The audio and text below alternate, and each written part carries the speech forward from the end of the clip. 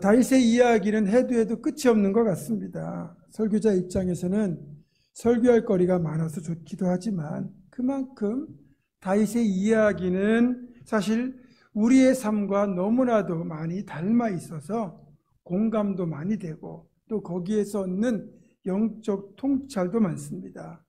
아무래도 당분간은 다윗의 이야기를 지겹도록 설교를 통해 들으셔야 될 것 같습니다. 다윗은 자신의 간통죄를 덮으려고 살인을 청부했고요. 요압은 다윗의 악행에 동조해서 우리아를 전쟁터에서 죽게 만듭니다. 결국 우리아는 억울하게 죽음을 당하였고 갑작스러운 남편의 죽음 앞에서 밧세바는 진심인지 아닌지 잘 모르겠지만 어쨌든 애곡하며 장례를 치렀습니다. 그리고 장례를 마치고 애곡하는 기간이 끝난 뒤 다윗은 과부가 된 밧세바를 아내로 맞아 궁궐로 불러들였습니다. 물론 이런 속사정을 아는 사람을 제외하고는 겉으로는 아무런 하자가 없기 때문에 아무도 그 사건에 대하여 이의를 제기하는 사람은 없었습니다. 하지만 지난주에 말씀드린 것처럼 이 모든 과정이 여호와 보시기에 악하였습니다. 굳이 다윗을 위한 변명을 하자면 다윗이 밧세바를 궁궐로 불러들인 것은 자신 때문에 과부가 된 밧세바에 대한 책임감으로 밧세바를 궁궐로 불러들였다, 이렇게 볼 수 있습니다. 당시에는 여자가 과부가 되면 지고아를 막론하고 비천한 신세로 전락하던 시절이었기 때문에 결국 누군가는 밧세바를 돌봐줘야 되는데 과부가 된 원인이 다윗 자신에게 있으니까 다윗이 책임지고 거두어드리는 것이 당연할 수도 있다고 봅니다. 그래서 밧세바를 궁궐로 불러들인 것이다, 이렇게 변명을 해줄 수는 있지만, 그러나 애초에 이런 사태가 발생하게 된 것 자체가 다윗의 정욕에서 시작되어 여기까지 이르게 된 것이기에 마냥 좋게만은 볼 수 없다는 겁니다. 게다가 아직 밧세바는 아이도 없는 젊은 여인입니다. 그리고 실제로도 미인이었을 가능성이 매우 큽니다. 그래서 다윗의 욕심이 여전히 밧세바에게 끌리고 있다, 이렇게 볼 수도 있는 겁니다. 어쨌든 그렇게 1년 가까운 시간이 흘렀고 다윗의 범죄 행위는 조용히 묻히는 듯 했습니다. 하지만 저번에 말씀드린 것처럼 죄는 고발성이 있잖아요. 하나님께서 다윗 스스로 회개하기를 기다리셨지만 아무리 기다려도 회개하지 않으니까 결국 기다리다 못한 하나님이 먼저 행하셨습니다. 선지자인 나단을 보내서 다윗의 죄를 먼저 물으신 겁니다. 어느 날 다윗의 궁정 목사라고 할 수 있는 나단 선지자가 다윗을 찾아와서 한 가지 이야기를 들려줍니다. 그 이야기의 개략은 이렇습니다.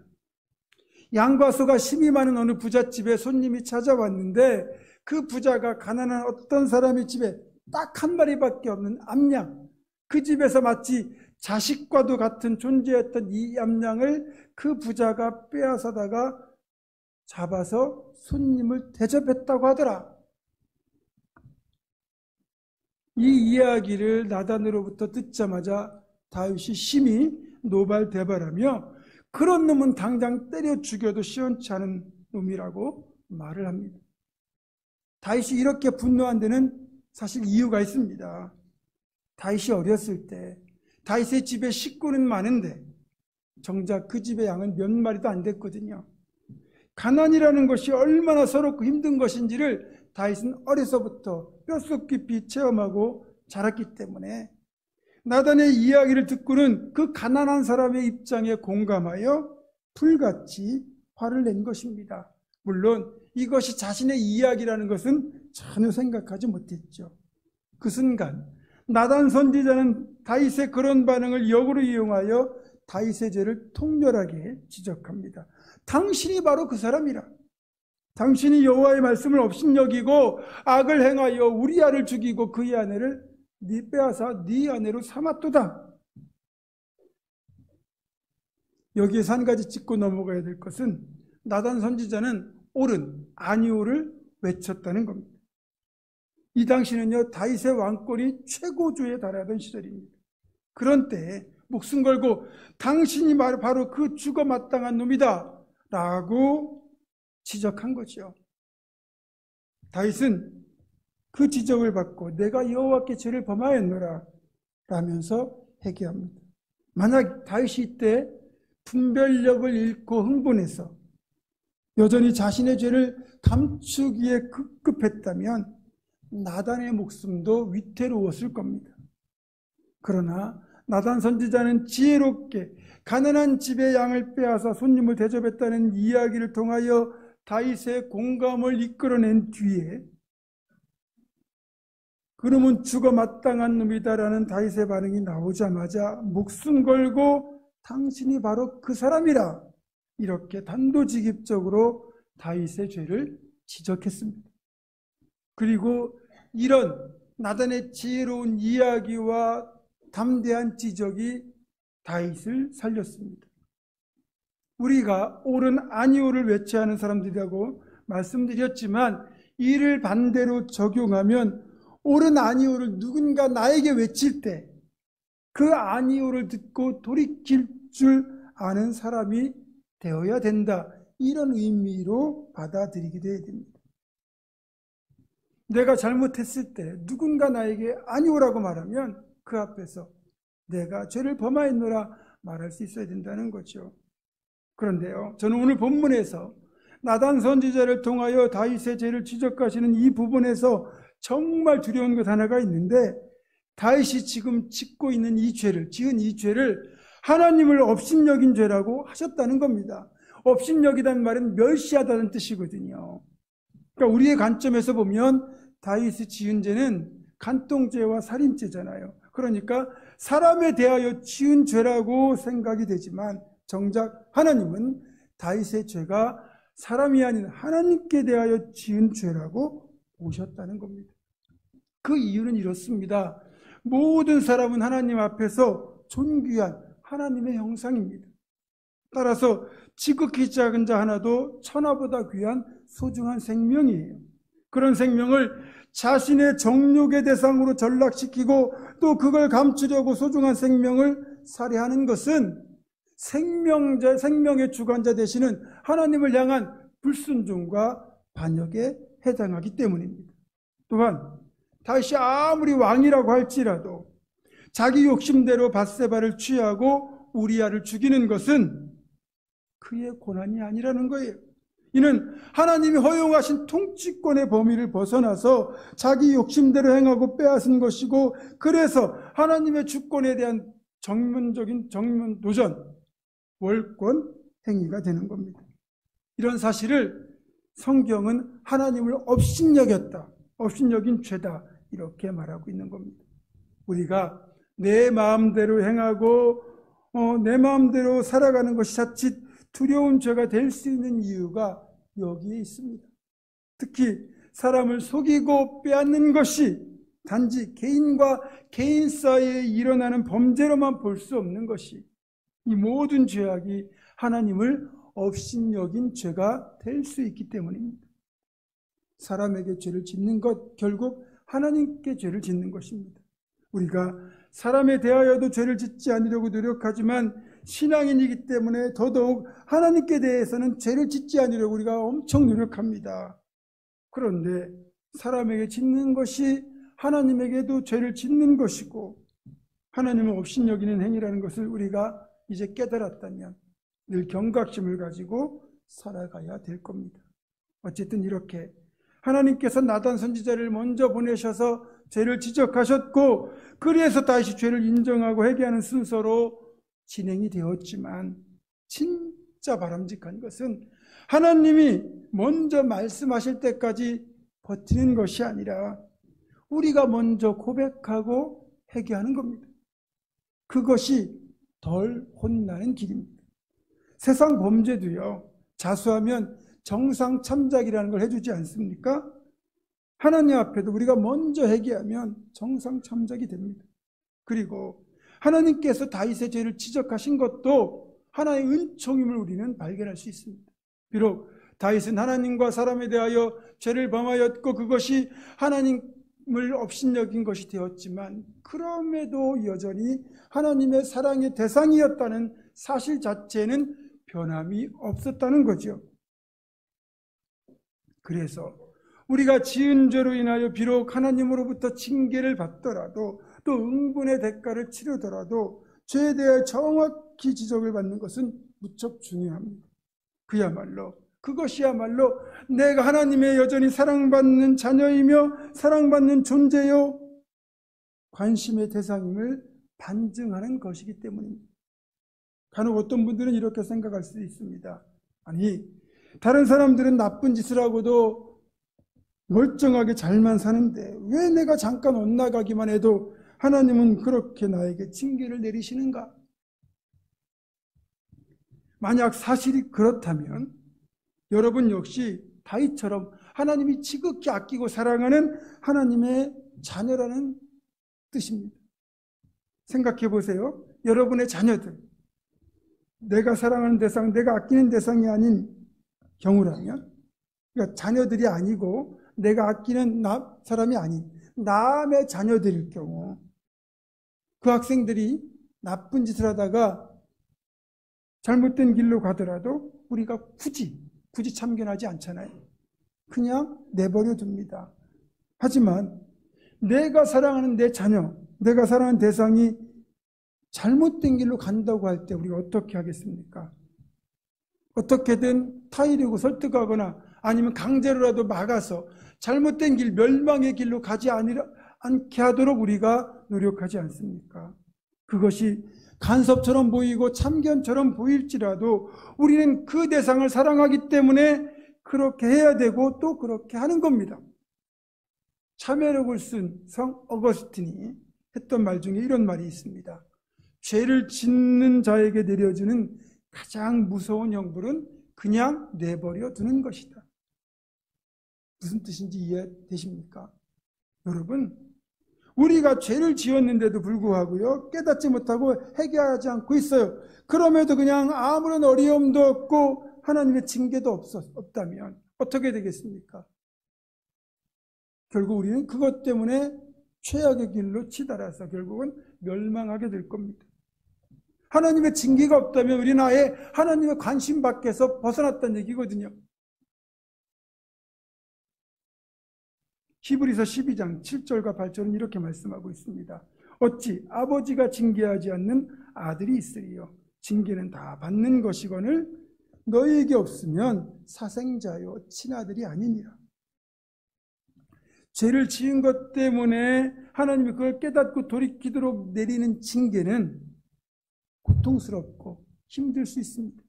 그러나 그 징계는요, 그 징계 자체의 목적이 있는 게 아니라 우리로 하여금 죄를 깨닫고 돌이키도록 하여 우리를 회복시키는 데 그 목적이 있다는 사실을 우리는 기억해야 됩니다.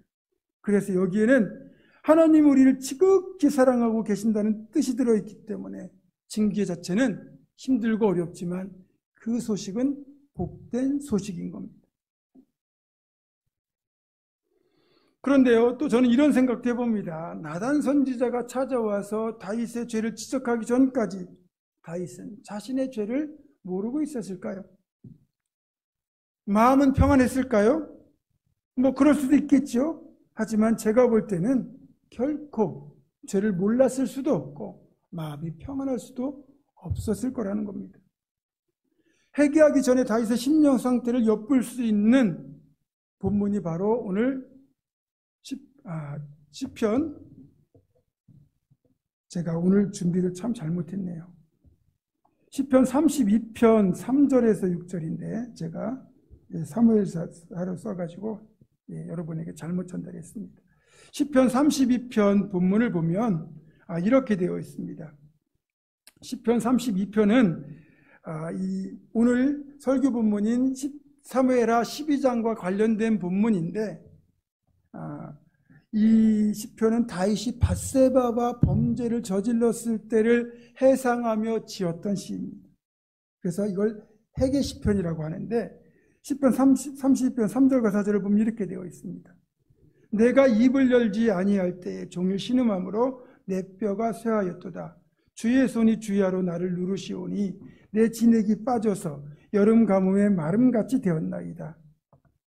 자, 이 본문을 보면 하나님의 사람이 죄를 짓고도 회개하지 않을 때 정말로 영혼이 깨어있는 사람이라면 죄로 인하여 신음할 수밖에 없고요. 뼈가 쇠하고 진액이 다 빠지는 것 같은 고통을 겪을 수밖에 없다는 거예요. 죄를 감추려고 하거나 나는 죄인이 아니라고 억지로 부인해도 우리의 영은 이미 죄를 자각하고 있기 때문에 당연히 고통스러울 수밖에 없고요. 그 시간이 지속되면 지속될수록 쇠약해질 수밖에 없다는 거죠. 게다가 다윗이 누구입니까? 기도하던 사람, 예배하던 예배자 아니었습니까? 기도와 예배가 다윗의 삶 그 자체라고 해도 과언이 아닐 정도로 그렇게 하나님과 늘 친밀한 교제를 누리던 사람이었는데 어느 날 그 삶이 깨어진 것입니다. 정욕에 사로잡혀 끝없이 죄에 끌려 들어가 간통죄를 짓고 그 사실이 들통날 것이 두려워서 그만 살인까지 저질렀고 결국 그것 때문에 하나님과 멀어졌습니다. 더 이상 기도자, 예배자로 살아갈 수가 없었습니다. 그걸 다윗의 영혼이 몰랐겠습니까? 다윗의 양심이 몰랐겠습니까? 너무나도 잘 자각하고 있었을 겁니다. 여러분, 쾌락은 순간이지만 영혼의 가책, 양심의 가책은 계속 자신을 찔러오고 무엇보다 죄로 인하여 하나님 앞에 기도하지 못하고 예배하지 못하는 다윗의 영혼은 너무나도 고통스러웠을 겁니다. 이것이 1년 가까이 지속된 겁니다. 그 사이에 다윗의 뼈와 진액은 다 마르고 영혼은 점점 더 쇠약해져 가고 있던 거죠. 이런 다윗이 회복되는 길은 딱 한 가지밖에 없습니다. 자신의 죄를 솔직하게 인정하고 하나님 앞에 회개하고 용서를 구하는 길입니다. 그러면 우리가 이해할 수 없는 하나님 놀라운 긍휼과 용서의 은혜, 회복의 손길이 임한다는 거예요. 내가 저지른 잘못 때문에 부부싸움을 하게 되죠. 심하게 말다툼을 하게 되면 그때부터 부부관계가 어색해집니다. 몸도 멀어지고 마음도 멀어지고 이제는 집에 있어도 마음이 불편하고 또 밖에 나가 있어도 마음이 불편하고 모든 것이 불편하게 됩니다. 이럴 경우 어떤 것이 해결책입니까? 솔직하게 내 잘못을 인정하고 제대로 사과하고 화해하는 겁니다. 그러면 비로소 몸과 마음이 평안해지고 삶의 행복이 찾아옵니다. 하나님과 우리의 관계도 크게 다르지 않습니다. 하나님과 우리 사이에서 잘못을 저지르는 경우는 일방적으로 우리들이잖아요. 당연히 우리가 지은 죄로 인하여 하나님과 우리 사이는 멀어지고 관계가 불편해집니다.